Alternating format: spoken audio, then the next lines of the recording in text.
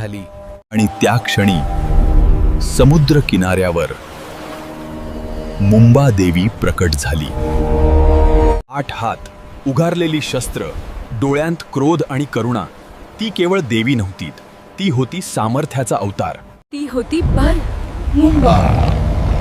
मुंबारकने देवीला पाहिलं आणि गर्जना केली, पण देवी स्थिर उभी राहिली। आणि मग सुरू झालं महायुद्ध। समुद्र खवळला, वादळ उठलं, आकाश काळं पडलं।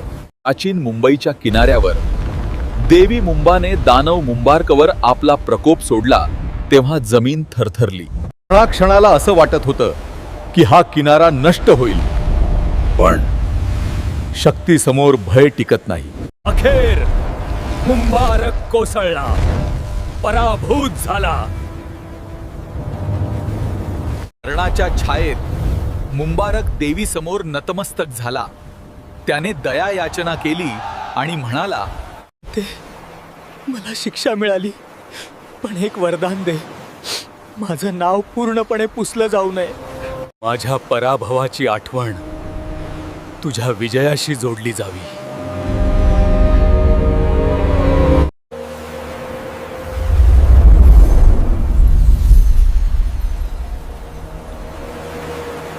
देवीने क्षणभर पाहिलं, वरदान दिलं।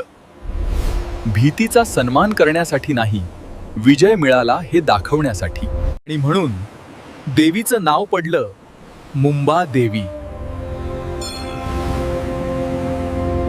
त्या दिवसानंतर समुद्र शांत झाला, मासे परत आले, बोटी सुरक्षित येऊ लागल्या। भीतीची पकड सुटली। लोकांनी त्या जागेजवळ वस्ती केलीत जिथे देवी उभी होती। ते तिला प्रेमाने म्हणू लागले, मुंबा आई। हळूहळू या भूमीला तिचंच नाव मिळालं, मुंबई।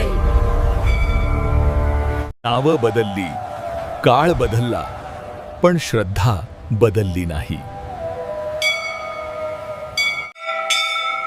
कारण मुंबई केवळ एक शहर नाही, ही एक मातृशक्तीने रक्षित भूमी आहे। ही कथा आहे भीतीवर विजयाची आणि करुणेच्या आशीर्वादाची।